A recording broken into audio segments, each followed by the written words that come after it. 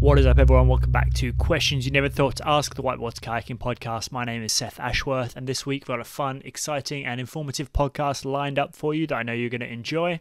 Before we get started, I want to take a second to say a big thank you, shout out to all the people who support this podcast on Patreon. Patreon is a crowdfunding platform where you can chip in a couple of dollars every month. You get to hear the podcast before they go live to the kind of public channels. You get a bit more input into what is happening with the podcast, and it helps me keep this podcast up and running to cover costs of things like hosting fees, to basically just keep the podcast distributed as it is. If you want to be a part of that, it's patreon.com/Seth Ashworth. That's patreon.com/Seth Ashworth. And without further ado, enjoy this podcast. Peace.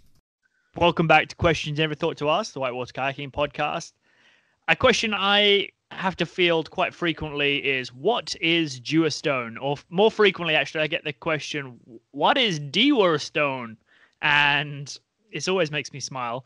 And it's a company that I've been working with for a long time. And this week, I'm privileged enough to be speaking with the founder of the company, entrepreneur Rory Atton. Rory, welcome to the show.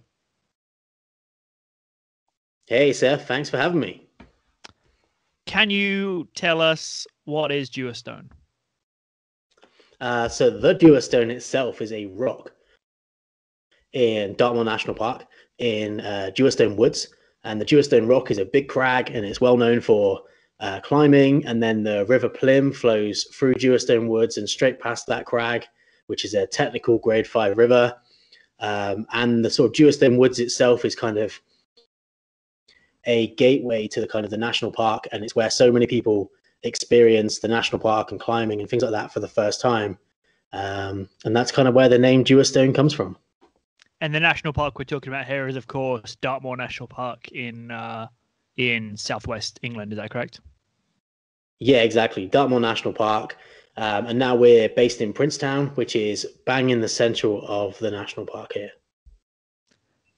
So that kind of answers the question I get asked all the time. But I guess what people are going to be asking is, who is Rory Atton? Man, I never thought you'd ask that. I thought it'd all be about Dewerstone. So, do you want my background? Is that where we're going?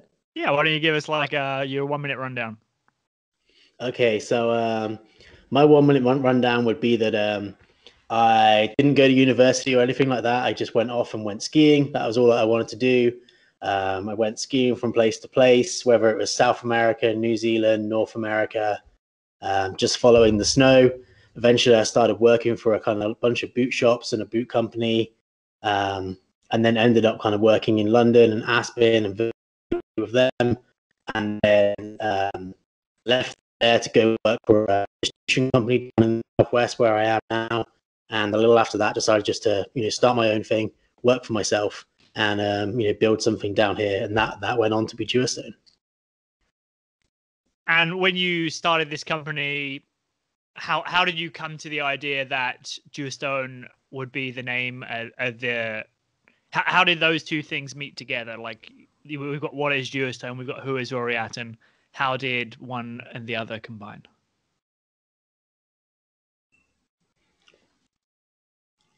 So I lived where that Dewerstone Woods was. I lived in the little village that overlooked those woods. So the Dewerstone was only a stone's throw from this house that I lived in. It was a place where I spent a whole bunch of time. And then when it came to kind of starting a brand up, that seemed like a super natural name to go for because of my geographic location and being so close to it.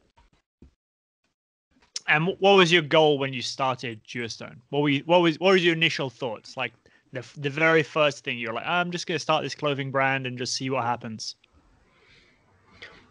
Honestly, I mean, I was in this job that I didn't really enjoy. I worked for this kind of outdoor and kayak distribution company, and I wasn't loving it too much. It was kind of a lot of spreadsheets and not a lot of actually being out there doing things, which I was hoping for.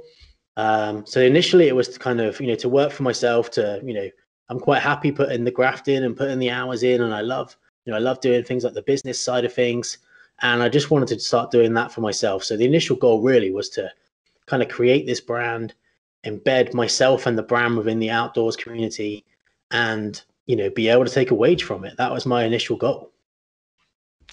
And one of the things I really like most about what you're doing right now, and I think I would like to pick a little bit more into like the roots of, some of the values and the environmental mission that Dewerstone is really pretty entrenched in right now. And can you talk a little bit about what those values are and how you came to those ideas? Because I think there's a lot of, especially in like the clothing industry is like pretty damaging to the environment, and a lot of people don't realize that. And you're trying to do something about that. And I would love to see if you could outline what it is that you're doing and how it is you got that to there. Yeah, absolutely. So, I mean, that initial idea of, creating a company where I would get paid, and, that kind of very quickly came to fruition. So all of a sudden, you're already achieving that main goal. And then, fast forward a couple of years, the business is doing okay. We're selling a bunch of products. There's other people working there. The mission and the goals are no longer about getting paid anymore. That's not really a thing. It's just a given.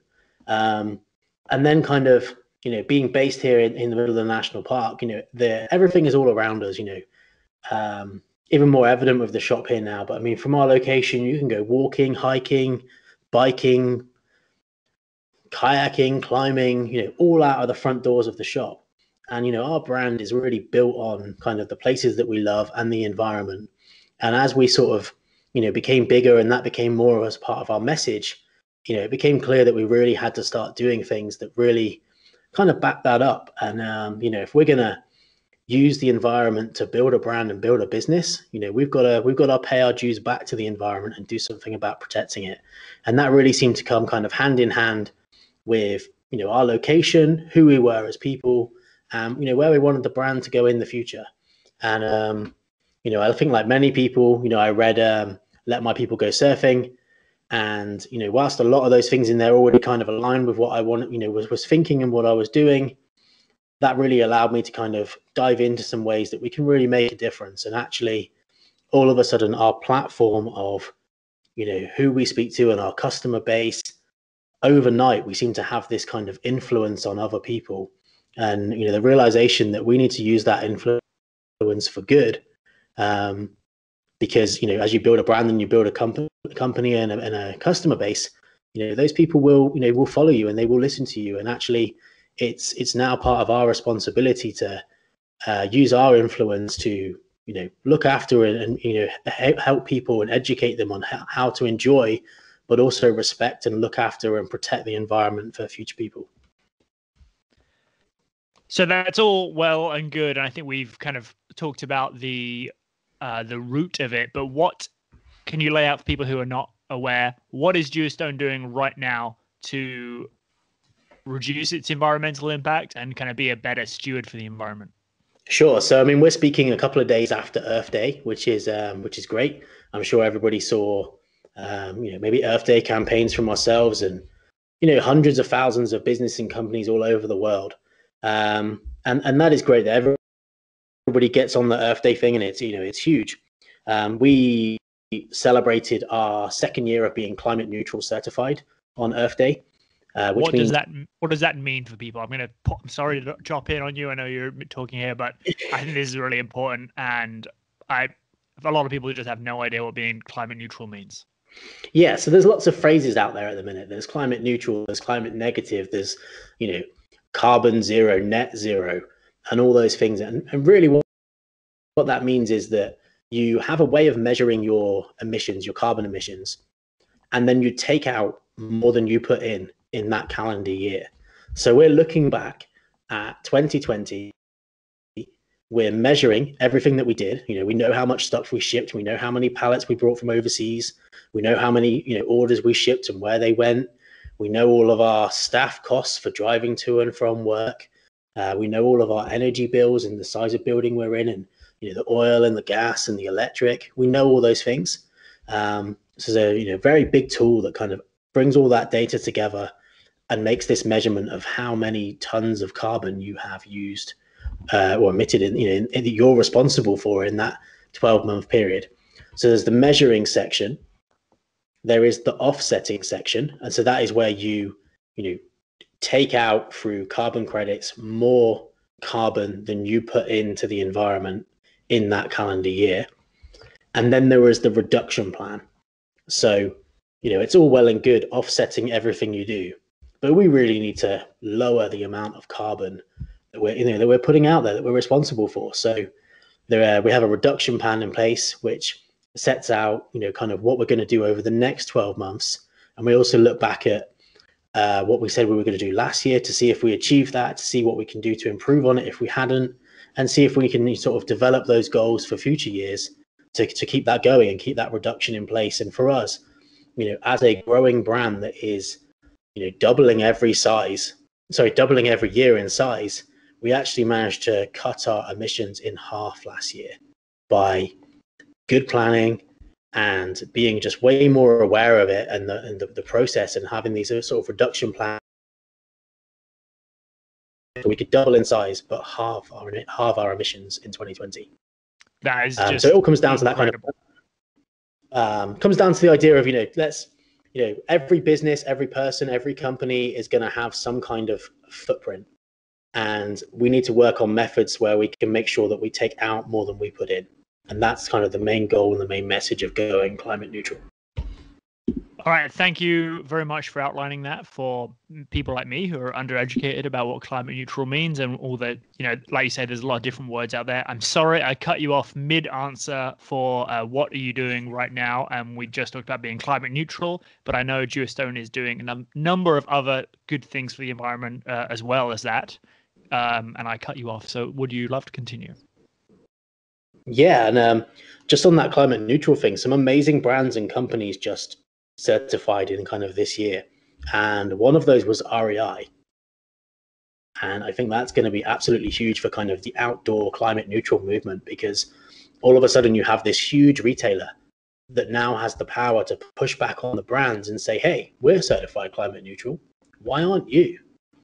And I think that's going to be a huge, over the next 12 months, we're going to see a lot of the big brands having to scramble and get like that sorted, and we're going to lose this future date.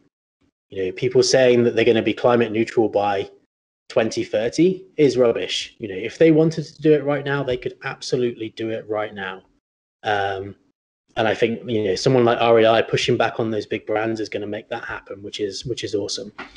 Into sort of other things that we do, we're members of 1% for the Planet, which means that we give 1% of our yearly turnover, so 1% of our yearly sales, 1% of profit. We give that to environmental non-profits, including Save Our Rivers, the Gili Eco Trust, and Eden Reforestation. And really interestingly, through Eden Reforestation, we plant a tree for every product that we sell. And that's in addition to our carbon offsetting with climate neutral. So not only are we certified climate neutral, we also planted 25,000 trees last year in Indonesia with Eden Reforestation. Wait, say that one more time. Say that one more time, just so I'm clear. For every single thing you sell, you plant one tree. Yes. So, and we do that in addition to our climate neutral certification. So that's 25,000 trees in 2020, above and beyond already being climate neutral certified. Just one more time. 25,000 trees in 1 year. 25,000 trees planted in Biak Island in Indonesia, mangrove trees that sequester carbon at 4 times the rate of the average tree. We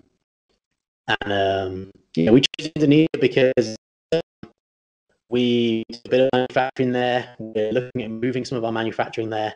And very excitingly, and I'm not sure if you even know this, we are opening a shop in Bali. Man, isn't Bali so great? Yeah, I mean, like the whole of Indonesia is super nice, but the whole of Indonesia is super nice, but man, Bali is nice. Yeah, so we're opening a shop in Gili Trawangan in the Gili Islands that sit just between Bali and Lombok, and that store should open in the next couple of months, which will be super nice. I'm still reeling from. I've got like a little notepad going here, and I wrote down 25,000, and then I underscored it, and I was like, I like, that's so many Yeah, trees. so many trees, and it, actually as a business, we're not hands on with it, and we're be the first to say that it's not about us being hands on. One of the really interesting statistics that comes out of planting 25,000 trees is the amount of man days that we have essentially employed people in Indonesia to grow, look after, and plant those trees. So it's not just about planting trees, it's about tackling poverty. It's about getting people in areas that need help to into jobs, into work, into tree planting, into working in the nurseries. And so all of a sudden that tree planting is not just numbers of trees, it's numbers of work days and employment for people. And that's a side we don't shout too much about, and certainly one that we're really keen to learn more of. But it runs a little deeper than just planting a tree. Yeah, I mean, I think you'd be the first, like, you just said it's not about being hands-on, right? And I think a lot of people are put off of environmental stuff because they're like, oh, there's nothing I can do about it. But it's really where you spend your money is doing something about it. Absolutely, and I think we've looked at many things where we can plant a tree here. It would be great to plant a few trees here on Dartmoor. It is inherently difficult to do and expensive. If we're talking about tackling the climate crisis, we're not going to have the same impact here planting a few trees than we would planting 25,000 trees in Indonesia. If it's about tackling climate change and taking action, doing big numbers in a place like Indonesia will make a difference. And that's something that I'm super passionate about. What we're doing is actually making a difference. If we keep planting 25,000 trees for the next 10 years, that's a huge difference. If we can up that, even better. And I think if we can help other businesses so that they can get involved in that and they can start planting trees, that would be incredible. I think the power of people have so much power with where you spend your dollars and what those companies you're spending with do with those dollars. And I think people are starting to get it more and more. And, partly because there's companies like Amazon who treat some of their workers unfairly. And, partly people are upset with that. But I think the more that we can do stuff like this and highlight that there is companies out there that are trying to do something different, I think it's important. I think that trickle down effect is eventually going to turn into a more of an ocean than a puddle. I think so, and it's about for us, little brands coming together, realizing that we can make a difference, and actually the biggest difference we can make is put pressure on those biggest brands. We sell into a few national retailers here, and we sit on the shelf next to godfathers of doing great things, Patagonia, and we're seeing some of these retailers take other brands off the shelf to put Dewerstone on the shelf next to Patagonia. And whilst that is, huge for us, what a great brand to be next to, the real story there is that retailer is giving more space to sustainable brands, full stop. They're taking brands out that they don't believe are sustainable, and they're bringing brands in that are. And that's a huge shift to see some of those big retailers make those decisions. That's the kind of thing that's going to make a difference on a major scale. I think it's more and more of that, like, be the change you want to see, right? Exactly, and that couldn't be truer. I mean, you have choices every day, and it all starts with that one small thing. Stop buying plastic bottles. We in the shop here, we have a little coffee shop on the side, and when we started, we were like, right, how many milk bottles do you think we're going to use a year? And even just based off our first week of milk consumption, I was like, wow, if we were buying plastic bottles of milk, we would be using 2, 3, maybe 4,000 plastic bottles a year just in milk. We actually get all our milk from a local dairy, and it comes in glass bottles, and the bottles go back to them, get cleaned and reused, which is awesome. But I was like, wow, if every coffee shop out there is responsible for thousands, if not tens of thousands of plastic milk bottles. That's crazy. That's a change they could make overnight. They could get it from the dairy and there would be far less plastic in this world. And, for me, once I realized that, I sort of stopped trying to use as much single-use plastic as possible, especially going into a shop and just buying a drink. Now I don't even buy it unless it comes in a can.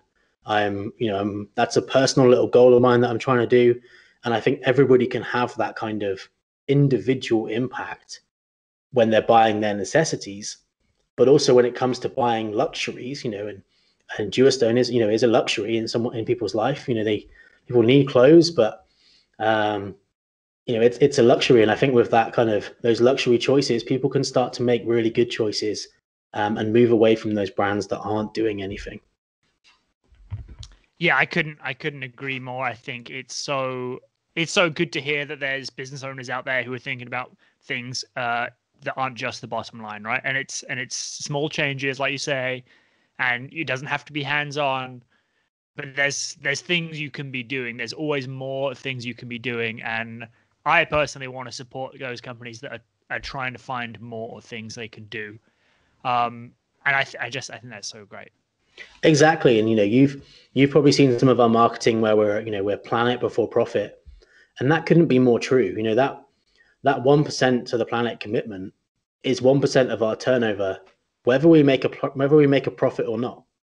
That doesn't matter. Whether we make a profit or not each year, whether it's big or small, as long as we're turning over money, we're giving money away. And interestingly, it's actually quite a bit above 1%. But it's something that we're passionate about, and it's what we want to be involved in, and we want to make sure that people can still enjoy those areas that we love for years to come. Yeah, it couldn't be truer. It couldn't feel truer in these times where everything feels upside down, and it often I find myself, I'm like, oh, everything is hopeless. I felt like that a lot in the last 18 months. But when you you're doing a small thing that's making a change down the line somewhere else, I think that's a good step in the right direction. Absolutely. And it can be a little bit of a hard step to get over, but I would almost guarantee that any business that is part of 1%, if someone came along to me and they have, and they ask about it and they want to know what it is, and if we think they can, whether they could do it for their business, guaranteed that person is going to be, they're going to have the time to help them and explain it and help them get on board with doing it too, because it is something that, every 1% for the planet member would be passionate about. Yeah, it's so great. While we're talking about recycling, let's talk about recycled plastic bottles, because it's almost summer here, and I've already had my live shorts out a number of times, and they're board shorts that the Dewerstone makes that are mostly from recycled plastic bottles. Can you tell us about what's up with that? Yeah, so the live shorts, historically live shorts 2, and then now the new live shorts Pro are made from plastic bottles and post-consumer polyester. So that's taking other forms of polyester and plastic and making them into the shorts. And that's something we're super excited about. And, whilst there is so much plastic in the world, that is one of the best uses we can use for it, is then reusing that so it can be turned into shorts. Hopefully one day there isn't loads of plastic in the world, and there's not loads of post-consumer polyester that can be used to make other things, because we've stopped doing it. We've stopped using that as a resource. But for right now, it is a great way to make a recycled product. And I think for us, if the choice is there, we'll always try and make that make what we think is the good choice, and that's something we've kind of embedded in Dewerstone since the beginning. And they're great board shots too. Like, the pockets are in the right place. Oh man, like the shorts are. What do I want a pocket on the side of my leg for? So that my phone can just constantly hit me on the side of the leg. It doesn't make sense. Like, live shorts, pockets are up in front where your pockets should be.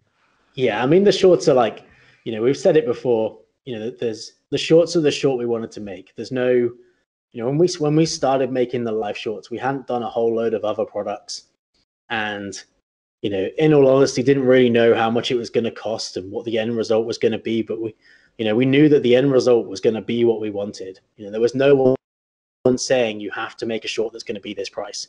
We were just going to put all the things we wanted to in the shorts and then see how much they cost. And I appreciate that sounds a little bit naive.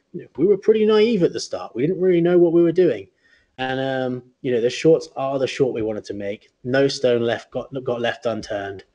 And it's for me, it's an absolutely fantastic product that's got so much heart and soul in it, and just keeps getting better year on year. I'm still stoked on it. The colors this year are all absolutely amazing. We've got the widest selection of graphics that we've ever had. We've got the awesome collaboration short with Kokatat.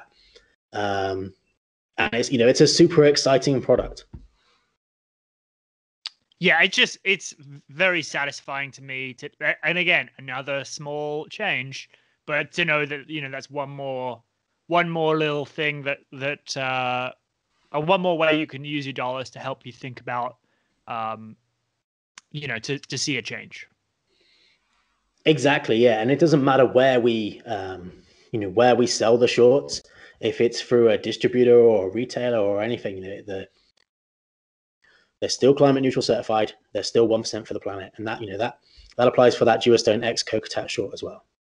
Yeah. And it's just so great. Like it's so many small things, but when you add it all together, now you're suddenly looking at like, oh, this Dewerstone's actually has become a company that is actually doing something about the environment, not just saying we care about the environment. And it's so easy to say you care, but it's so hard to start making those actions. And once you get started, it's incredible to see how far you can come. Yeah, exactly. And, again, having an amazing platform like this is a great opportunity for us to say, if there's, if you're a nonprofit doing great stuff and you'd like to involve, whether it's, financially or helping making things or raising awareness or whatever, get in touch, reach out to us. We're excited to work with people and excited to try and, help make change, whether that's, here in the UK, Europe, in Indonesia or America or Canada. We're all about that. And, if we can help, we certainly will. And we kind of talked about your collaborative efforts with Kokatat a second ago, but something else you guys collaborate, or another charity you collaborate with quite frequently, is Save Our Rivers. Do you want to talk about that? Yeah, absolutely. So Save Our Rivers is absolutely unreal. I mean, what is Save Our Rivers? For people who don't know, what is Save Our Rivers? So Save Our Rivers, is a non-profit organization based in the UK, and they have taken on, the government and corporations to stop rivers getting dammed, stop hydropower, and basically their whole thing is to keep rivers wild and free flowing.